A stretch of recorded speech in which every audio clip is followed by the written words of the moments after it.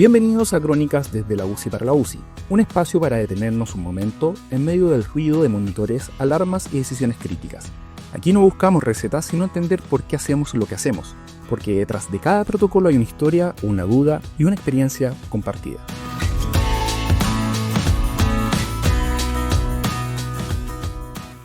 Hoy el tema es el cerebro bajo presión, manejando el TEC grave. Desde ya les comento que este episodio será más extenso de lo habitual, pero les aseguro que lleva detrás un gran esfuerzo para transmitir la información que considero que es vital que tengan o actualicen. Dicho esto, para ya comenzar, quiero que nos detengamos a pensar en algo que nos pone a prueba en el turno: el manejo inicial del paciente con traumatismo cráneoencefálico grave, el TEC grave, el cual es una condición compleja, increíblemente variable entre pacientes, con un impacto brutal en la calidad de vida y un peso económico enorme. Y es duro decirlo, pero en el lugar con menos recursos, la mortalidad se dispara, a veces el doble o incluso el triple. Es como si el lugar donde te accidentas importara más que la lesión misma. Pero definamos qué es TEC. Se entiende por TEC el daño que sufre el cerebro tras una fuerza externa aplicada sobre la cabeza. Ese daño tiene dos dimensiones: una orgánica, donde hablamos de lesiones estructurales como contusiones, hematomas, fracturas o edema cerebral, cuya presencia o ausencia define si el TEC se considera complicado o no.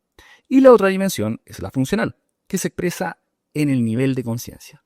Y ahí entra la famosa escala de Glasgow, que justamente se desarrolla en este setting y que nos permite clasificar la severidad del cuadro. Ahora bien, ¿qué diferencia un TEC de un simple golpe? La clave está en el potencial de disfunción cerebral medible y en el riesgo de deterioro secundario, porque si no hacemos esta distinción, cualquier coscorrón calificaría como un TEC. Lo primero que sucede es la lesión primaria, lo que ya ocurrió al momento del impacto y que no podemos revertir. A partir de allí se desencadena la lesión secundaria, una cascada de eventos donde lo importante será cómo evitar su progresión. El Glasgow nos da una fotografía inicial del estado neurológico y junto a los hallazgos orgánicos orienta las primeras decisiones desde el servicio de urgencia hasta la UCI como un continuo en nuestro manejo con el objetivo de limitar al máximo ese daño. El TEC grave nos pone en una carrera contrarreloj. Desde el primer instante tenemos una ventana corta y crítica, sobre todo en las primeras 48 horas. Es ahí cuando el cerebro ya herido por el impacto inicial se vuelve extremadamente vulnerable a esa cascada de procesos que llamamos lesión cerebral secundaria. La lesión primaria, la del golpe, ya está hecha, es irreversible, pero la secundaria es otra historia. Es ahí donde nuestra intervención puede y debe marcar la diferencia, donde podemos intentar prevenir la progresión del daño o al menos mitigarlo. Y para eso desplegamos todo lo que tenemos: tecnología, fármacos, protocolos. Y también muchas dudas, porque el manejo del TEC grave no es solo ciencia, es también juicio clínico, experiencia y decisiones difíciles. Lo importante es detectar pronto y actuar rápido ante cualquier signo de deterioro neurológico agudo. Ese temido neuroworsening que cuando llega no da segundas oportunidades. ¿Y qué es exactamente lo que buscamos? ¿Cuáles son las señales que deberían hacernos reaccionar al instante? Como siempre, empezamos por la clínica. Una caída, aunque sea de un solo punto en Glasgow, ya es motivo para prender todas las alarmas. No hay que olvidar las pupilas, la aparición de anisocoria o, peor aún, esa midriasis bilateral fija y que a todos nos asusta. También un nuevo déficit focal, o los signos más temidos que gritan herniación inminente, la clásica triada de Cachy, con hipertensión, bradicardia y alteración respiratoria. Y para quienes están en formación, un consejo práctico: repasen los tipos de hernias cerebrales. Es una pregunta clásica, pero sobre todo es algo que deben reconocer. Bueno, ¿y por qué ocurre todo este deterioro? Las causas pueden ser muchas, algunas puramente neurológicas, la más obvia una presión intracraniana que se dispara, ya sea por un hematoma que crece o una contusión que se expande, o un edema cerebral que sigue avanzando. Otras veces son las convulsiones, esas crisis eléctricas silenciosas que no mueven un solo músculo mientras el cerebro sufre una verdadera tormenta eléctrica. También puede tratarse de un ictus secundario, ya sea isquémico hemorrágico o incluso una infección del sistema nervioso central, aunque en el contexto del traumatismo estas complicaciones infecciosas suelen aparecer más tardíamente. Pero cuidado, el problema no siempre está dentro del cráneo. Las causas sistémicas son igual de peligrosas. De hecho, los dos grandes enemigos del cerebro lesionado son bien conocidas: la hipotensión arterial y la hipoxemia. Cada episodio de estos multiplica el riesgo de daño secundario. Y la lista sigue: fiebre o hipotermia, deshidratación, sepsis con origen en otro órgano, fallo multiorgánico, trastornos metabólicos, en especial los del sodio y la glucosa. Incluso nosotros mismos podemos contribuir al problema. Los fármacos sedantes, los cambios bruscos en su suspensión o los efectos adversos de las terapias que usamos. En el fondo es como caminar al filo de la navaja. Cada variable fuera de rango puede empujar al cerebro un poco más cerca del borde. La base para detectar todo esto sigue siendo la exploración neurológica repetida. Pero aquí viene la gran dificultad en la práctica clínica. ¿Cómo exploras neurológicamente a un paciente que está sedado hasta las orejas, conectado a un ventilador, quizá incluso con bloqueadores neuromusculares? Claro, podemos hacer una pausa de sedación, el llamado test de despertar, y claramente nos da información sumamente valiosa, pero tiene su precio. Puede disparar la presión intracraniana, provocar taquicardia, hipertensión, agitación, dolor. Justamente lo que ese cerebro no necesita. Como se han dado cuenta y seguro les ha tocado vivir, es un equilibrio complejo. Necesitamos evaluar, pero manteniendo el principio de neuroprotección y mitigando el daño secundario. Cada pausa de sedación hay que seguirla caso a caso, midiendo riesgos y beneficios. Y justamente porque la clínica a menudo se nos queda corta o es difícil de interpretar, necesitamos mirar dentro del cerebro, tener una ventana fisiológica cerebral que sea objetiva e idealmente continua. Y aquí es donde la monitorización multimodal se vuelve esencial. Históricamente, el método de referencia, el gold estándar, sigue siendo el catéter ventricular o drenaje ventricular externo. Pero ¿por qué este monitoreo tiene esa categoría? Podríamos decir, porque no solo mide la presión de manera global y confiable, sino que además nos da una ventaja terapéutica clave. Permitir drenar líquido cefalorraquídeo y reducir activamente la presión. Ahora bien, cuando no es posible colocar un drenaje ventricular externo, la alternativa es el sensor intraparenquimatoso, habitualmente de fibra óptica, lo que en la práctica todos llamamos y conocemos como el captor de PIC. Este método mide la presión de forma local y aunque no permite drenar, ofrece una lectura precisa y continua. Y claro, surge la pregunta inevitable, ¿realmente sirve monitorizar la PIC? Y nos metemos en un debate que lleva años y sigue muy vivo. Todos recordamos el ruido que armó el estudio B-Strip, publicado en New England, año 2012. Este trabajo cuestionó uno de nuestros dogmas más firmes. El valor de monitorizar la PIC no logró demostrar que guiar el manejo según la PIC fuera mejor que hacerlo basándose en la evaluación clínica y en tomografías seriadas. Pero la historia no terminó ahí. Con el tiempo, metaanálisis y grandes estudios observacionales fueron mostrando un panorama distinto. Uno de los más relevantes es el Synapses IQ, publicado en The Lancet Neurology año 2021. Este estudio incluye a miles de pacientes con TEC grave y encontró algo interesante. Quienes se les monitorizó la PIC, especialmente los más graves, tuvieron una menor mortalidad. Si bien es cierto, no es una prueba definitiva ni demuestra causalidad, pero los resultados son consistentes. Los pacientes con monitorización invasiva directa tienden a evolucionar mejor, sobre todo cuando el cerebro está al límite. Aún así hay que ser prudentes. La evidencia observacional tiene límites y aún faltan estudios bien diseñados para darnos respuestas definitivas. Y no olvidemos que poner un catéter en el cráneo no es inocuo. Puede infectarse, sangrar o fallar. Avancemos un poco más siguiendo la misma línea. Las guías de la Brain Tremor Foundation son claras. Hay que tratar cuando la PIC supera los 22 milímetros de mercurio. Lo que no dicen es cuánto tiempo podemos esperar antes de intervenir. Como siempre, no se trata solo de un número, sino de un tiempo de exposición. La evidencia más reciente introduce el concepto de presión tiempo-dosis, una forma de cuantificar cuánto tiempo y cuánto por encima del umbral se mantiene elevada la PIC. Aterrizando la idea, si la PIC se mantiene por encima de 22 milímetros de mercurio durante más de 5 minutos, hay que actuar. Primero con las medidas básicas, elevar la cabeza, ajustar la sedación, mantener normocapnia y verificar la posición del cuello o del drenaje ventricular. Si a pesar de eso la presión sigue elevada más allá de 10 o 15 minutos, ya hablamos de una hipertensión intracraniana sostenida y el tratamiento debe escalar.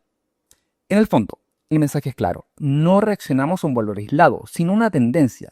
El cerebro tolera picos breves de presión, pero no sobrevive a la compresión sostenida. Y considerando todo esto, ¿qué pasa con la recuperación funcional? Con eso de sobrevivir y quedar bien. Ahí la cosa se complica. Algunos estudios observacionales, como el de Sorrentino, publicado en Neurocritical Care año 2012, sugieren algo interesante. Si queremos optimizar la función neurológica a largo plazo, tal vez debamos ser más exigentes y considerar umbrales de PIC más bajos, cercanos a 18 milímetros de mercurio. Además, ese umbral funcional parece no ser igual para todos. Podría ser más bajo en pacientes mayores o mujeres. En el fondo, esto nos obliga a cuestionar el dogma del 22 mágico y a recordar que, como casi todo en medicina crítica, la clave está en individualizar. Y aquí conectamos con el otro gran protagonista. Hablemos ahora de la presión de perfusión cerebral, o PPC. Es literalmente la presión que impulsa la sangre a través del cerebro. Ojo, y retomando el primer capítulo de este podcast, estamos hablando de presión, no de flujo. Y esta PPC se calcula restando la PIC a la presión arterial media. O sea, PPC, presión de perfusión cerebral, es igual a PAM menos PIC, presión arterial media menos presión intracerebral. Las guías de la Brain Trauma Foundation recomiendan mantenerla entre 60 a 70 milímetros de mercurio. Por debajo de 60, el flujo cerebral puede caer produciendo hipoperfusión. Por encima de 70, el riesgo es el contrario, hiperemia y edema. Así que no se trata de subir la presión porque sí, sino de mantener ese equilibrio fino, pero de nuevo la misma pregunta. ¿Ese rango es bueno para todos y todo el tiempo? La monitorización continua de la presión intracerebral y de la presión arterial media nos permite hacer algo más sofisticado. Evaluar la autorregulación cerebral con el índice de reactividad a la presión o índice de reactividad vascular. En sencillo, el PRX. ¿Y qué es el PRX? Es una medida dinámica que nos dice cómo están respondiendo los vasos cerebrales a los pequeños cambios espontáneos de la presión arterial.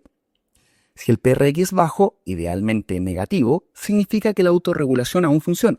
Si el PRX es alto, mayor a 0,2 o 0,3, esa protección está fallando.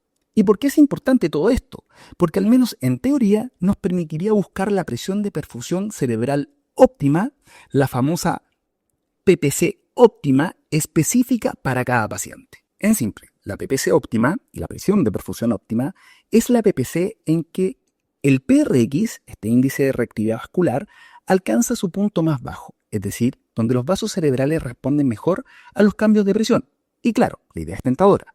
En lugar de quedarnos con ese rango fijo de 60 a 70, tenemos la posibilidad de ajustar la PPC de forma individual, buscando ese punto fisiológico óptimo. Este enfoque ha ganado respaldo como en el consenso de Delphi, liderado por Depetrier, publicado en Neurocritical Care año 2021.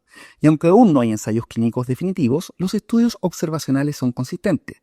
Mantener la PPC cercana a la PPC óptima y un PRX bajo se asocia con mejores resultados neurológicos. Pero el eterno pero de la UCI. Ojo con esto, es que todavía no tenemos evidencia sólida. Esos ensayos clínicos grandes que demuestran que la PPC guiada por PRX o, entiéndase, PPC óptima, sea mejor que usar el rango clásico de 60-70. El estudio Cogitate, publicado en el Journal of Neurotrauma, año 2021, fue un ensayo piloto que mostró que el enfoque es factible y seguro a su vez, pero no encontró diferencias claras en los resultados clínicos. Además, llevarlo a la práctica no es fácil, requiere equipos específicos, software especializado y personal entrenado. Por eso el debate sigue abierto. ¿Nos quedamos con el 60-70 de presión de perfusión que sabemos protege contra la isquemia o apostamos por una PPC óptima para cada individuo? Aún esto sin evidencia definitiva. Por ahora la mayoría prefiere una postura prudente, mantener el 60-70 como objetivo principal, pero usando el TRX y la presión de perfusión óptima como una herramienta complementaria, útil para afinar el manejo en casos complejos, pero no como una guía clínica absoluta. Ampliando la mirada multimodal, más allá de las presiones aparece otro parámetro clave: la oxigenación del tejido cerebral.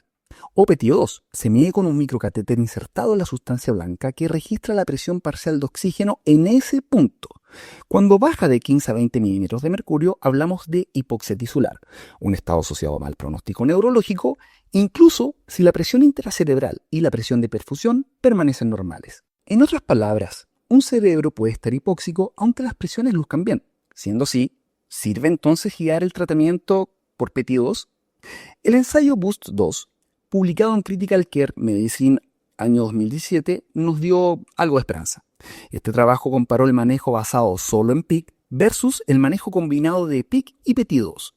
Los pacientes con doble monitorización estuvieron menos tiempo con hipoxia cerebral, aunque sin diferencias estadísticamente significativas en el resultado neurológico. Esperamos que el Boost 3 aclarara la duda, pero antes apareció el Oxy-TC, publicado en Lancet Neurology año 2023, y el resultado fue claro. Añadir péptido 2 al manejo guiado por PIC no mejoró el pronóstico funcional. De hecho, se observó un pequeño aumento de complicaciones locales vinculadas al catéter. Así que por ahora, usar la péptido 2 de forma rutinaria para guiar la terapia sigue siendo una incógnita. Y no olvidemos algo básico, es una técnica invasiva y muy localizada. Lo que mide en un punto del cerebro puede no reflejar lo que ocurre a unos pocos centímetros de distancia. ¿Qué más tenemos en la caja de herramientas? Y no puedo dejar de mencionar el electroencefalograma continuo, que cada vez estamos usando más. Sirve principalmente para detectar crisis convulsivas y en especial las no convulsivas, esas que no se ven pero consumen oxígeno y energía cerebral.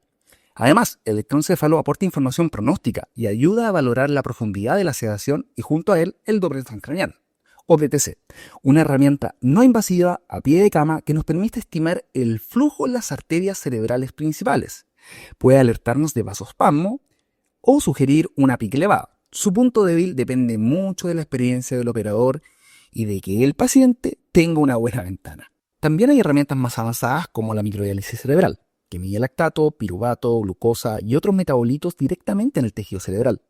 Es fascinante desde el punto de vista fisiopatológico, pero en la práctica diaria es complejo, costoso y se limita casi por completo a unidades de investigación.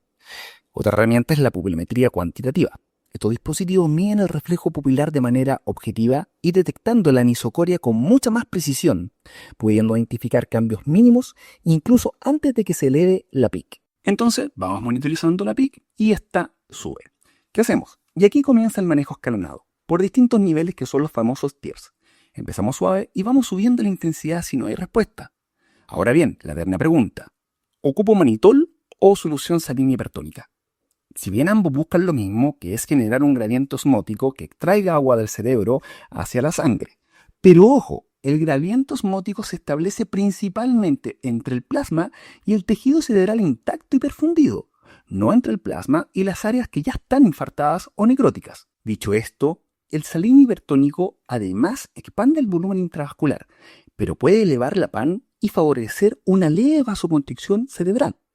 Pero ¿cuál es mejor? Hasta ahora la evidencia de alto nivel no muestra diferencias claras en mortalidad ni en resultados funcionales. Incluso el ensayo británico Sugar Cell, SOS, diseñado para responder justo a esta pregunta, todavía no ha definido un ganador. Aún así, la solución salina hipertónica se ha ido imponiendo en la práctica. Algunos estudios, como el de Mangat, publicado en Neurosurgery año 2020, mostraron menos tiempo con PIC alta y PPC baja cuando se usó salina hipertónico. En la práctica, el salino hipertónico permite ajustar la osmolaridad con más precisión y rapidez, mientras que el manitol exige una retirada gradual para evitar el rebote de la presión y tiene mayor riesgo de daño renal. Por eso, las guías de la Neurocritical Care Society del año 2020 sugieren la solución hipertónica como primera opción, aunque reconocen que la evidencia sigue siendo limitada. En definitiva, la decisión depende del paciente, de su sodio, de su función renal, de su presión arterial. Como casi todo en la UCI, no hay recetas fijas, hay que individualizar. Si con todo el manejo anterior la PIC sigue alta, pasamos al Tier 2.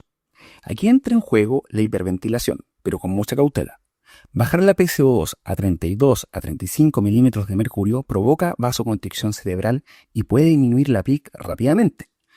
Pero también reduce el flujo sanguíneo cerebral y aumenta el riesgo de isquemia. Por eso, si se usa debe ser una medida temporal y de ser posible bajo monitorización de la oxigenación cerebral, ya sea con PTO2 o saturación del bulbo yugular. Ojo, la saturación del bulbo yugular la debo mencionar por academia, pero en lo personal no me gusta puntualmente por sus limitaciones que son básicamente que ésta no cambia frente a alteraciones pequeñas o focales, porque refleja el promedio del retorno venoso cerebral. Para que su valor descienda, debe haber un compromiso de al menos un 25 a un 40% del tejido cerebral. Solo se altera cuando el problema es realmente global. Otra herramienta útil en esta etapa es el llamado reto o desafío de PAM.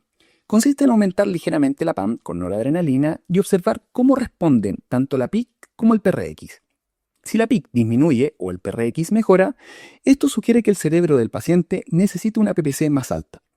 El objetivo final es encontrar la PPC óptima, que es el nivel de PPC donde el PRX alcanza su valor más bajo. En cuanto a los relajantes musculares, su uso debe ser excepcional. Solo se justifican cuando el paciente lucha activamente contra el ventilador, a pesar de estar correctamente sedado, ya que ese esfuerzo genera aumento brusco de presión intratorácica y puede disparar la PIC. Y conviene aclararlo, los relajantes musculares no tienen efecto directo sobre el metabolismo cerebral. Su acción es exclusivamente sobre la musculatura esquelética. Y si nada de esto resulta, si la hipertensión intracraniana sigue siendo refractaria, llegamos al Tier 3. Las medidas heroicas como el coma barbitúrico, ya sea con tiopental o pentobarbital, estos apagan casi por completo el metabolismo cerebral. Y sí, efectivamente bajan la PIC, pero a costa de una hipotensión severa, inmunosupresión y una larga lista de complicaciones. Es una terapia de rescate, no algo para mantener en el tiempo. ¿Cómo no mencionar la hipotermia terapéutica, que es bajar la temperatura a unos 35-36 grados? Esto también puede disminuir la PIC.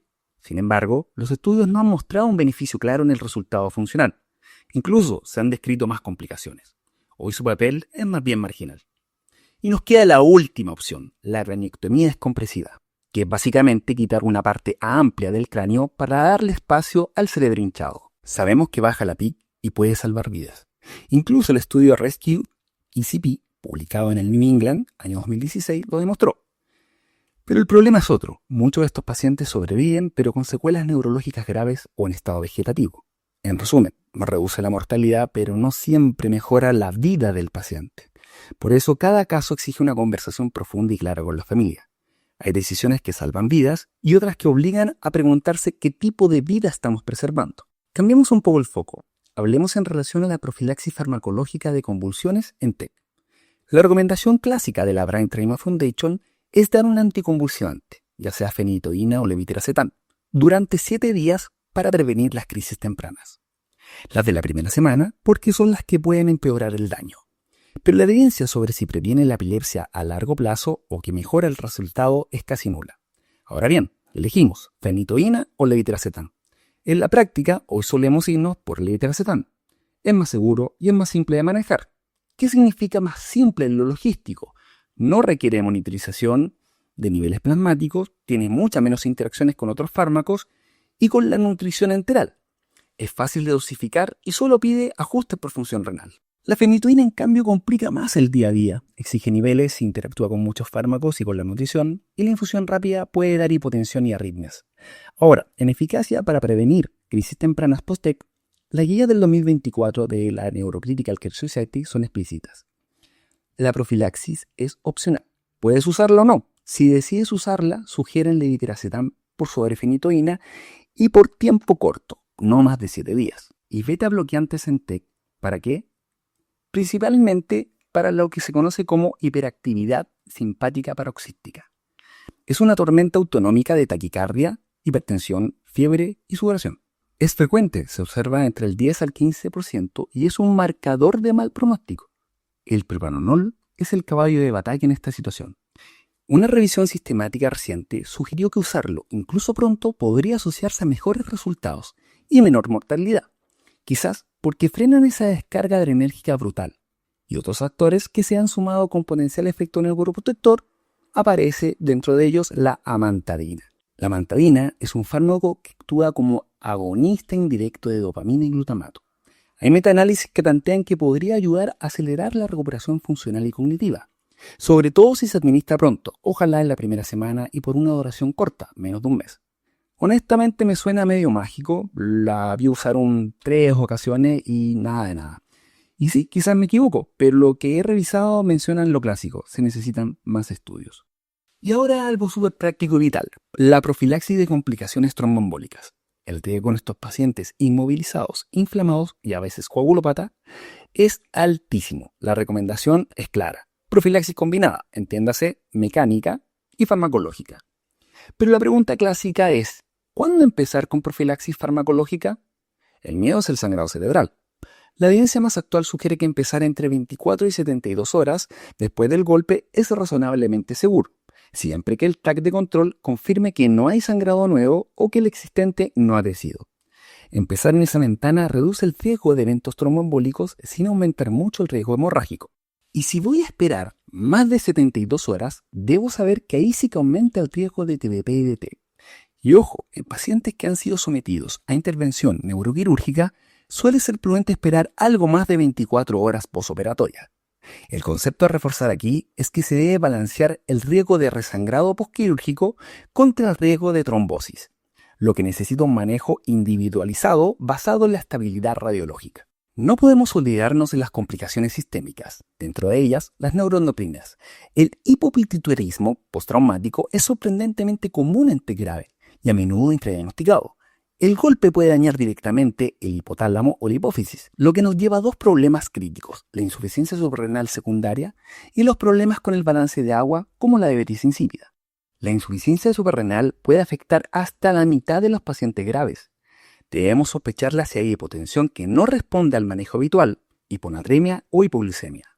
Debemos confirmarla y tratarla con corticoides. La diabetes insípida central también es frecuente, dentro de un 15 o un 50%, sospechando de ella cuando estamos frente a poliuria e hipernatremia, que puede ser peligrosa, debiendo reponer líquido y dar desmopresina. El SIAD es menos común, causa hiponatremia con normovolemia o hipervolemia. Y el más raro de todos, el síndrome perdedor de sal cerebral, de hiponatremia con hipovolemia. El manejo de la hiponatremia grave requiere cuidado y a menudo solución salina hipertónica. Entonces, tenemos un cerebro bajo presión y vulnerable. ¿Cuál es nuestra misión hemodinámica fundamental? Simple y complejísima a la vez, que es asegurar que le llegue suficiente sangre oxigenada. Eso sí, sin pasarnos. Eso significa mantener una presión de perfusión cerebral adecuada y sobre todo evitar a toda costa la hipotensión arterial. La hipotensión, y aquí hablamos de una sistólica por debajo de 100 a 110, es veneno puro. Cada minuto de baja de presión es un clavo más en el ataúd de esas neuronas que luchan por sobrevivir.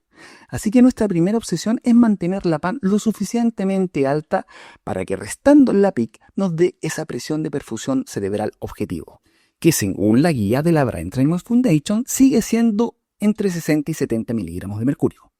Ese es nuestro timón claro, transversal, objetivo, aunque ya sabemos que la idea de buscar la PPC óptima, individual, con herramientas como el PRX, anda por ahí rondando. ¿Y cómo logramos esas metas de presión? Con dos herramientas básicas que conocemos: fluidos y vasopresores. Y aquí la palabra clave con fluidos es euvolemia estricta. Ni ahogar al paciente ni dejarlo seco. La sobrecarga de líquidos es nefasta, empeora la edema cerebral, el pulmonar y se asocia a peores resultados. Así que fluidos sí, pero con mesura, vigilando la respuesta. Pero sí, con una volemia razonable, no llegamos a la PAM PPC objetivo, no hay que dudar e iniciar vasopresores prontos. La norepinefrina es nuestra aliada principal aquí. En términos prácticos, ¿qué fluido usamos? La respuesta es cristaloides isotónicos. Olvídate de los hipotónicos. Solución glucosada, salino al medio, incluso olvídate del rinilactato. Son como echar agua directamente a la edema cerebral. Nada de coloides sintéticos tampoco. Albúmina, no. El estudio 6TLI nos dejó una mala espina. Ahora la duda que está de moda es: ¿salino al 0,9 o soluciones balanceadas? En el cerebro la evidencia reciente genera dudas sobre los balanceados por ser ligeramente hipotónicos. Así que por ahora nos queda el salino fisiológico al 0,9, que parece la opción más segura por defecto. Y recordar que el salino hipertónico es un fármaco que se usa para bajar la PIC, no para dar volumen. Pero estabilizar la hemodinamia no es solo cuestión de volumen ni de vasopresores. Hay otro fantasma: la coagulopatía inducida por el trauma, que es especialmente insidiosa en el TEC. Afecta un buen porcentaje, quizás un tercio de los pacientes graves. El cerebro sangrante libera sustancias que pueden alterar toda la cascada de coagulación, a menudo con una fibrinolisis descontrolada al principio. Un pequeño sangrado puede convertirse en una catástrofe si no actuamos. Por eso, buscar activamente la coagulopatía inducida por trauma es crucial. Las pruebas viscoelásticas de coagulación son ideales porque nos dan una visión rápida y completa. Y si hay coagulopatía, debemos ser agresivos en corregirla, reponer factores con plasma concentrado, dar plaquetas si están bajas, con un objetivo sobre 75 o 100.000, asegurar niveles adecuados de fibrinógeno, sobre 150, 200 miligramos por decilitro, y usar ácido tranexámico si hay hiperfibrinolisis, sobre todo antes de las 3 horas. En relación a esto último, sugiero que revisen el ensayo clínico CRASH-3. Y esto nos lleva a hablar de transfusión de glóbulos rojos. ¿Cuánta hemoglobina necesita este cerebro? El debate literalmente está al rojo vivo. Lo clásico era ser restrictivo, transfundir si los valores eran menores a 7 gramos por decilitro. Pero ¿qué pasa en lesión cerebral? ¿Cuál es el mejor corte? Hay 2 estudios recientes del año 2024, el TRIUMPH y el EMOTION, uno publicado en el JAMA y el otro publicado en New England. Ambos sugieren que quizás una estrategia más liberal, entiéndase mantener hemoglobina sobre 9 o 10 gramos por decilitro, se asocia a mejores resultados neurológicos. Pero el problema es que aún falta confirmarlo solo en TEC, porque estos estudios no incluyeron exclusivamente pacientes con TEC, incluyeron una población mixta de pacientes con diferentes tipos de lesiones cerebrales. Pero la tendencia actualmente es a no dejar que la hemoglobina baje demasiado. Y de forma breve, no olvidar esa conexión que existe entre cerebro y corazón. A veces el propio TEC daña la función cardíaca, produciendo una miocardiopatía por estrés o arritmias, complicando aún más el manejo hemodinámico. Y hablando de mantener todo en orden, de ese equilibrio delicado, hay algo que a menudo nos genera duda con estos pacientes al estar en ventilación mecánica. ¿Qué pasa con el PIB? Siempre hemos tenido ese ruido, esa preocupación que al aumentar el PIB, aumentamos la presión en el tórax y dificultamos el retorno venoso cerebral, lo cual en teoría nos llevaría a que aumente la presión intracraneal. Es una lógica fisiopatológica que tiene mucho sentido. Claro, pero ¿es siempre así? ¿Es tan directa esta relación? Y parece que muchos pacientes con TEC, ocupando niveles moderados de PIB, como los que usamos en estrategias ventilatorias protectivas, a menudo se toleran bastante bien, sin causar estragos en su presión intracerebral. ¿Pero por qué? Porque probablemente dependa de muchas cosas. Qué tan complaciente esté ese pulmón, cómo está el estatus hemodinámico de mi paciente y crucialmente cómo está la PIB de base. Si el cerebro está muy apretado, cualquier pequeño impedimento al drenaje venoso puede ser la gota que colma el vaso. Entonces el mensaje aquí no es que exista un PIB prohibido en TEC, es más bien ocupar un PIB de una forma racional mientras no vaya en desmedro del control de la presión intracraneal y de la hemodinamia del paciente. Aquí no hay recetas mágicas, solo una vigilancia atenta y una adaptación constante a la fisiología individual. Y la última complicación sistémica que no podía quedar fuera es la lesión renal aguda, rondando cerca de un 20%, y se asocia por supuesto a mal pronóstico.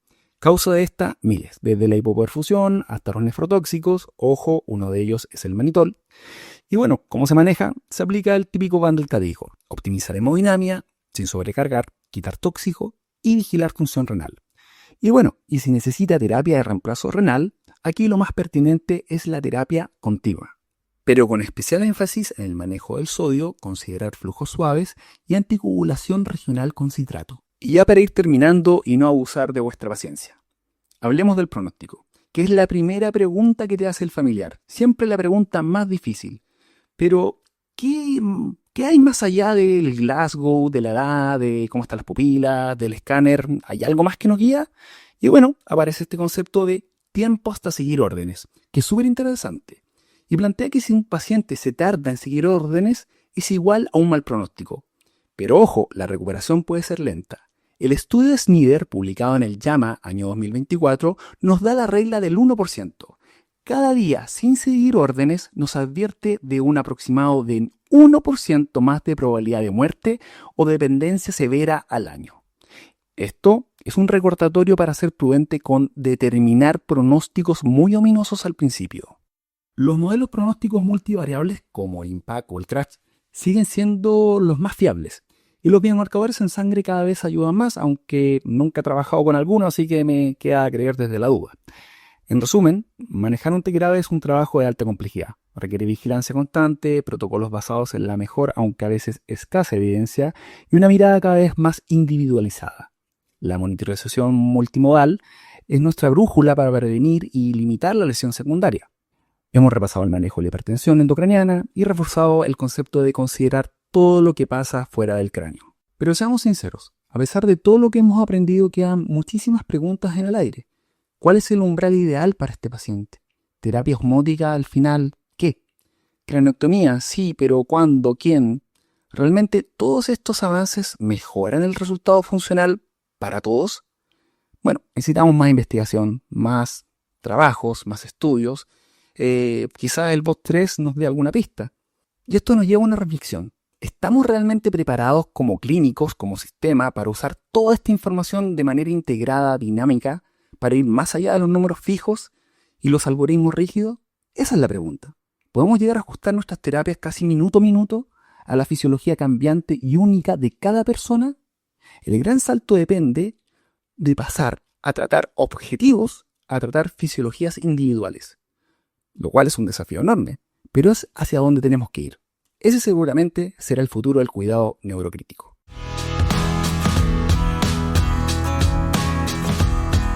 Nos escuchamos en el próximo episodio. Mientras tanto, que cada pase de visita sea un pequeño laboratorio. Menos rito, más razón, menos culto al número, más ciencia básica bien fresca en la mente. Que tengan un buen turno.